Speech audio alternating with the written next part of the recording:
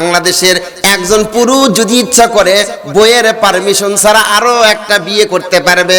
এটা হাইকোর্টের পারমিশন, এটা আল্লাহর পারমিশন। মারহাবা বলেন। আল্লাহ রাসূল বলেছেন দুইটা জিনিসের জিম্মাদারি দাও, আমি তোমাকে জান্নাতের জিম্মাদারি দেব। এক নাম্বার নবী কয় তোমার মুখের জিম্মাদারি দাও, দুই নাম্বার আল্লাহ নবী কয় তোমার লজ্জাস্থানের জিম্মাদারি দাও।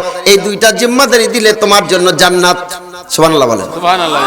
একজন বিয়ে করছে, বিয়ে করার পরেও বউ থাকার পরেও হাজার হাজার নারীর সঙ্গে অবৈধ সম্পর্ক আছে না নাই? আজকেই শুনলাম এই সোনাতলার কুমায় এক নেতার বউ রাজনীতি করতেছে, ঢাকায় যায়া বগুড়ায় যায়া পরপুরুষের সঙ্গে নষ্টি ফুষ্টি আছে না নাই? ও যুবকেরা, তোমাদেরকে বলি, আল্লাহর কোরআন থেকে শোনায় দেয়। আল্লাহ পাক কোরআনের মধ্যে বলছেন একটা যুবকের যদি পাওয়ার থাকে, ক্ষমতা থাকে, শক্তি থাকে, টাকা থাকে, অর্থ থাকে, একটা যুবক 4টা বিয়ে পর্যন্ত করতে পারে। বলেন কয়টা? কথা কন না কে? আমি ওয়ালিউল্লাহ হুজুর যদি 4টা বিয়ে করি আর এই রাস্তা দিয়ে যদি হাঁটি, কবি দেখ শয়তান যাচ্ছে, কি কবি?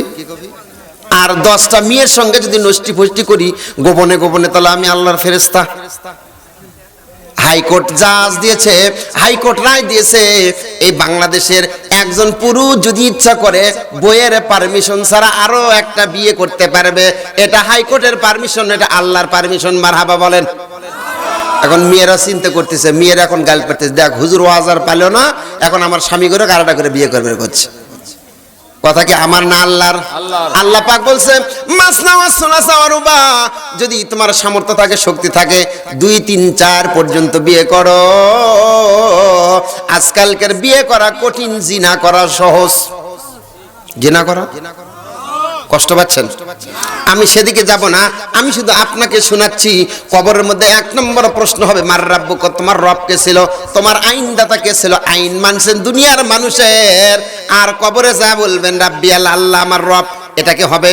2 নম্বর প্রশ্ন তোমার হবে ওমা দীনুকা, দিন মানে ধর্ম, দিন মানে ধর্ম, দিন মানে চলার পথ, কোন পথে চলছো, কোন দলে চলছো, কোন মতে চলছো। দিন মানে মত, কোন মতের উপর চলছো, কোন দিনের উপর চলছো। আল্লাহ পাক প্রশ্ন করবে কি করবে না? ওখানে অনেক মায়েরা ওয়াজ শোনার জন্য আসছে, আপনাদের চাইতে অসংখ্য মা এখানে ওয়াজ শোনার জন্য আসছে। এবার চিন্তা হলো, আল্লাহ পাকের বিধান হলো অকারনা ফি বুয়ুতিকুন্না ওয়ালা তাবাররাজনা তাবাররুজাল জাহিলিয়াতিল উরা। ও মায়েরা, ও নারীরা, খবরদার তোমরা ঘরের মধ্যে থেকে বাহির হইও না। আল্লাহ কয় ঘর থেকে বের হইও না, নারীরা কয় ঘরের মধ্যে থাকবো না। কথা বলেন ঠিক না বে ঠিক? আল্লাহ কয় নারীরা ঘরের মধ্যে থেকে বের হইও না, নারীরা কয় ঘরের মধ্যে থাকবো না। এবার চিন্তা করুন তো, আল্লাহর কথা যদি নারীরা না মানে অশান্তি আছে না নাই? এই জন্য আমরা বলে থাকি ওয়াজ মাহফিলগুলোতে কেউ আছে ওয়াজ শোনার জন্য, কেউ আছে প্রেম করার জন্য। আমি আজকে এই মাহফিলে দেখলাম ওই যে চা স্টলে দোকান পাটেগুলো, ছেলে মেয়েদের আড্ডা হচ্ছে। ও মুসলমান, আমি তোমাকে কি দিয়ে বুঝাবো? মায়েরা আমার, আম্মা জানেরা খুব মনোযোগ দিয়ে শোনেন। মাগো, যদি একটা বারের জন্য ইসলাম কায়েম হয়ে যায়, কোরআন যদি একটা বারের জন্য কায়েম হয়ে যায়, মা তুমি আর ব্যাপার দায় চলতে পারবে না, কারণ আইন হবে। আল্লাহর আইন মানলে শান্তি।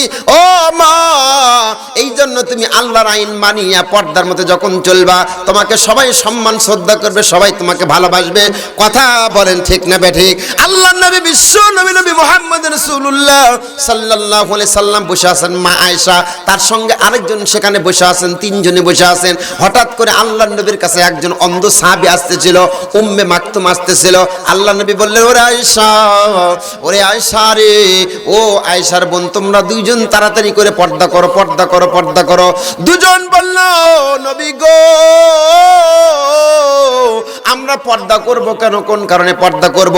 যে এই লোকটা আসতেছে, ওই লোকটা তো অন্ধ, ও তো আমাদেরকে দেখতে পাবে না। আল্লাহ নবী কয়, ঠিক আছে, ও দেখতে পাবে না, কিন্তু তোমরা তো তাকে দেখতে পাইবা। দেখেন কি চমৎকার কথা। আজকালকার মায়েরা পর্দার মধ্যে থাকে না, আজকালকার মায়েরা নামাজ কালাম পড়ে না, আজকালকার মায়েরা স্বামীর খেদমত করে না। আল্লাহ নবী বলেছেন, পৃথিবীর মায়েরা, আল্লাহ নবী চমৎকার করে বললেন, আইয়ুমা ইমরাতিন ইজা সাল্লাত খামসাহা ওয়া সামাত শাহরাহা ওয়া সানাত ফারজাহা ওয়া তাদবালাহা ফালতাদখুল মিন আইয়ি আবওয়াবিল জান্নাহ। এই জায়গায় যতগুলো নারী আছে, এই এলাকার যতগুলো মা আছে, এই পৃথিবীতে যতগুলো মা আছে, কোন মা যদি দুনিয়াতে 4টা আমল করে, 4টা আমল করার কারণে আল্লাহ পাক ওই নারীকে 8টি জান্নাত দিয়ে দিবে। সুবহানাল্লাহ। কাজ কয়টা? আর চার চার কাজ কয়টা? আর হচ্ছে জান্নাত 1 নম্বর, 5 ওয়াক্ত নামাজ পড়া 2 নম্বর, রমজানের রোজা রাখা 3 নম্বর, স্বামীর খেদমত করা 4 নম্বর, লজ্জাস্থানের হেফাজত করা, সতীত্বকে রক্ষা করা। ও মা কান দিয়ে শোনো গো, ও মা আল্লাহর নবী কি বলছেন কান দিয়ে শোনো। আল্লাহ নবী কয় 5 ওয়াক্ত নামাজ পড়ো, রমজানের রোজা রাখো, সতীত্বকে রক্ষা করো, লজ্জাস্থানের হেফাজত করো, স্বামীর খেদমত করো। এবার মাও করছে হুজুর 4টার মধ্যে 3টা করব, কি কি করবা? 5 ওয়াক্ত নামাজ পড়ব, রমজানের রোজা রাখবো, সতীত্বকে রক্ষা করব, কিন্তু হুজুর স্বামীর খেদমত করব না। বলে কেন? স্বামীর খেদমত এই জন্য করব না কারণ বিয়ের রাতে আমি 5 লক্ষ টাকা ডিমান্ড দিয়ে বিয়ে বলছে, আছে না নাই? ডিমান্ড দিছে এই জন্য স্বামীর খেদমত করবে। মা গো কি জন্য তুমি স্বামীর খেদমত করবা না?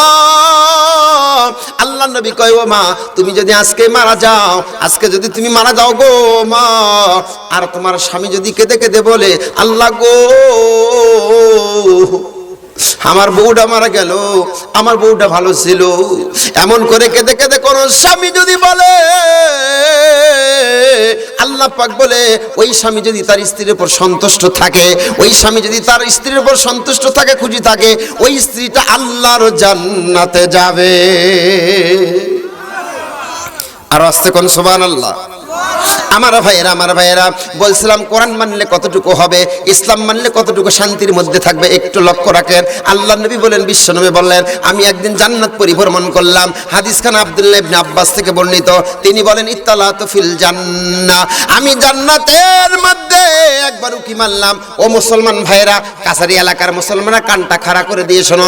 আল্লাহ নবী কয় আমি একদিন জান্নাতের মধ্যে অপেক্ষা করলাম, জান্নাতের মধ্যে আমি ঘুরে ঘুরে দেখলাম, আমি লক্ষ্য করে দেখলাম ওই জান্নাতের মধ্যে যত মানুষ, এই মানুষের মধ্যে অধিকাংশ বেশি মানুষ শুধু গরিব মানুষ। জান্নাতে কারা? ও ভাইরা, তাহলে চিন্তা করেন জান্নাতের মধ্যে যদি শুধু গরিব মানুষই বেশি থাকে, ধনীরা যাবে কোথায়? চিন্তার কি কোনো কারণ আছে? চিন্তার কি কোনো কারণ আছে?